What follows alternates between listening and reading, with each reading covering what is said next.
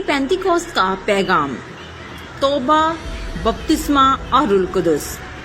पतरस ने उनसे कहा कि तौबा करो और तुम में से हर एक अपने गुनाहों की मुआफी के लिए यीशु मसीह के नाम पर बपतिस्मा ले, तो तुम रूहुल कुदस इनाम में पाओगे, इसलिए कि ये वादा तुम और तुम्हारी औलाद और उन सब दूर के लोगों से भी है जिनको खुदावंद हमारा खुदा अपने पास बुलाएगा।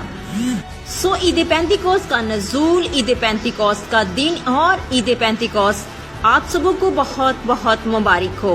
आमीन। God bless all of you.